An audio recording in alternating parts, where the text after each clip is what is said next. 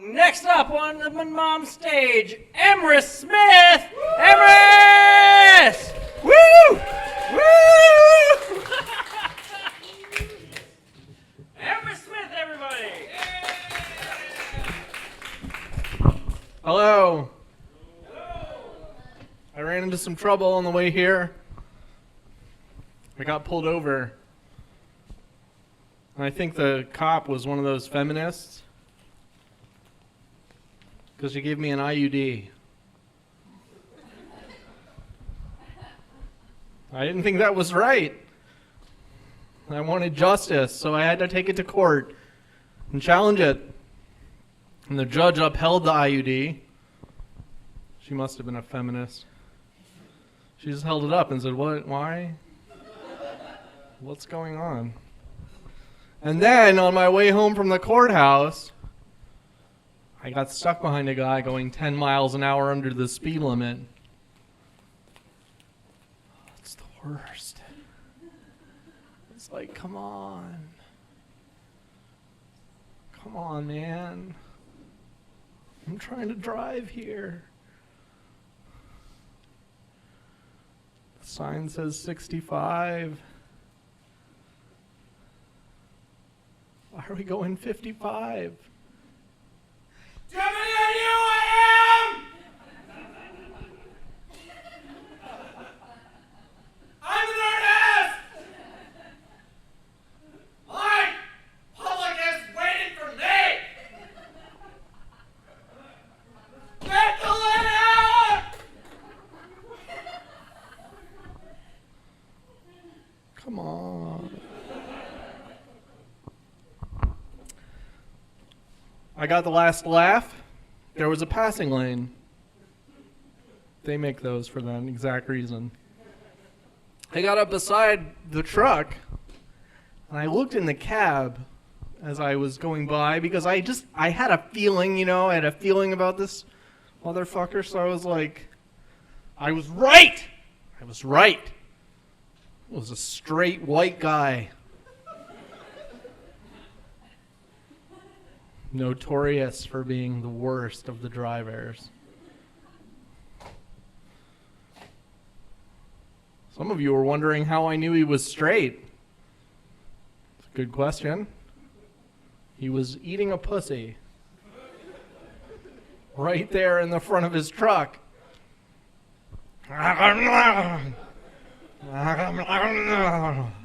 Like you do. At least I do.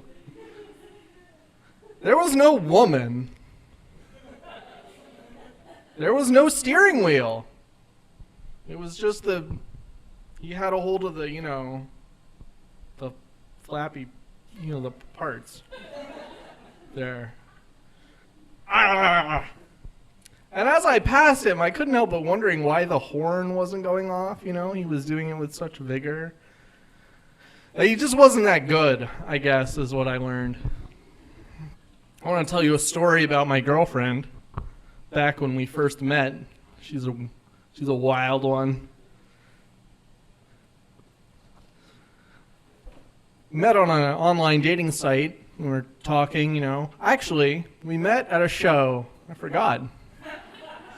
Funny story. We met at a show.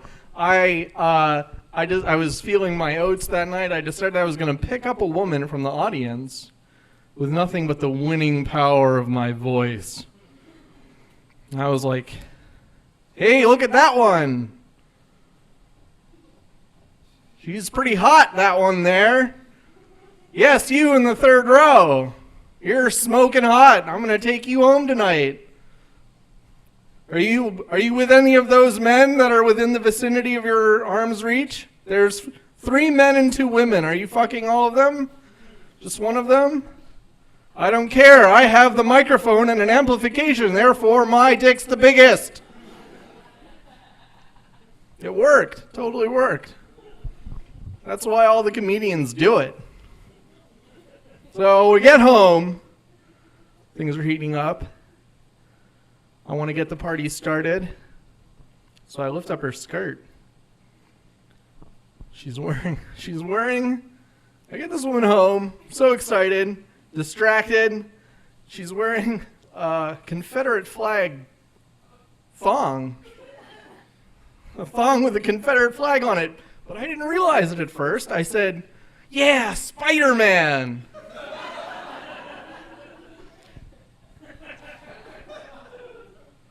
No. Oh no. So, you're a big fan of the Dukes of Hazzard.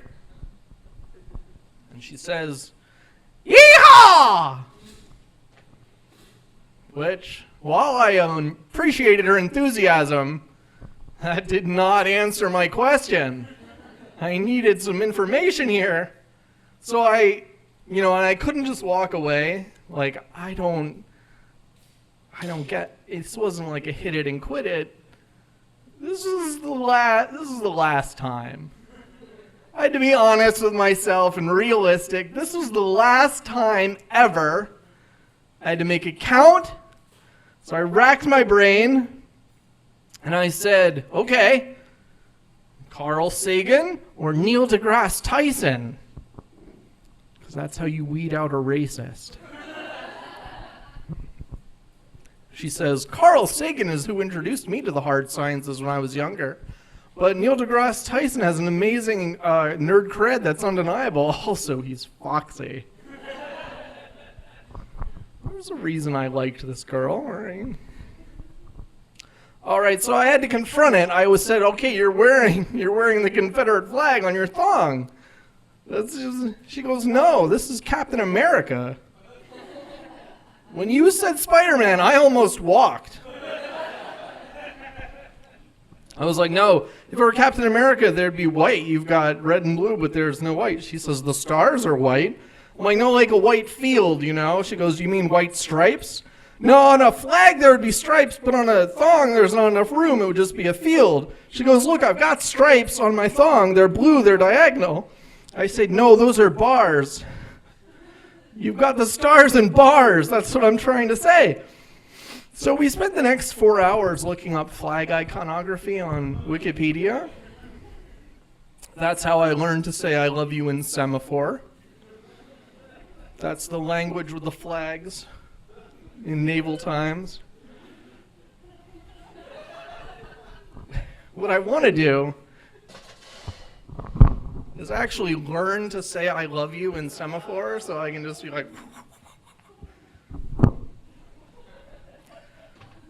That's why I'm not going to do that.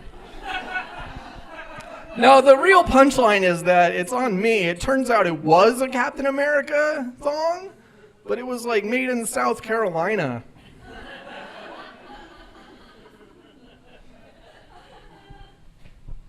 This girl's a real troll. She loves trolling me. So like later on we were text messaging, you know. And she was like, hey, why don't you send me a picture? I was like, sure, you know what I look like. Click. Take a selfie. Don't look at my... This is how you text now. Don't look at my hairline. And I guess, ching. That's how you send text messages now. And she wrote back. She was like, no, you're adorable. Honey, I meant I want you to send me a picture. I didn't know what she meant. Because you didn't have that tone of voice. It was just a text message. What do you guys think she meant by that? I want you to send me a picture. What? Is that what you mean when you ask a guy to send her a picture? I don't know. She's not answering that one. She looks sassy, though. That's sass right there. I called it. I called it. Straight sass. No, it's true. She wanted me to send me a picture of the prince. I call it that because my penis was crowned the most magnificent penis in the world. It was a very private ceremony. I'm not surprised you didn't hear about it. It was just me and some tinfoil.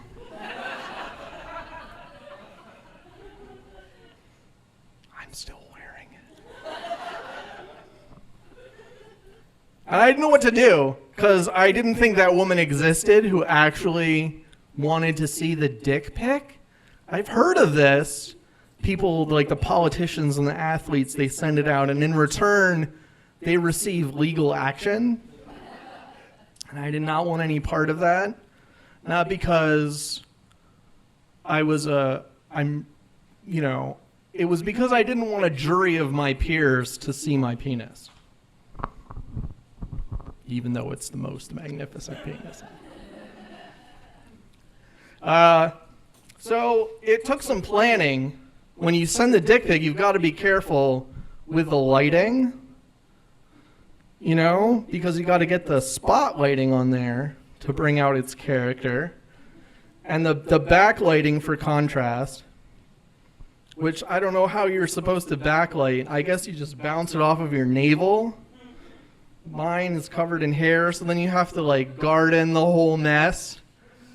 Really from your knees all the way up to your nipples, because any stray that gets in there is going to ruin your whole mise-en-scene. While we're speaking in film technical terms, you also have to get your color temperature right. You can't mix your natural lighting with your artificial lighting because then your dick will be two different colors, which you definitely don't want that when you send someone a picture of your naked erection. And of course, I think the dick, it's the most into the dick pic scenario. It's like, picture time! What should I wear? Nothing! You better hope she's into this, buddy. Which you contrast that with the vagina picture, it's more like, if you imagine my glistening, bulbous forehead as the clitoris. It's lots of technical terminology in my set tonight. So yeah, I sent her a picture of my dick. Didn't know what to expect. She sent back a picture of her tits. The world made sense again. Thank you very much. My name is Emrys Smith. Have a great evening. Emrys Smith, everybody!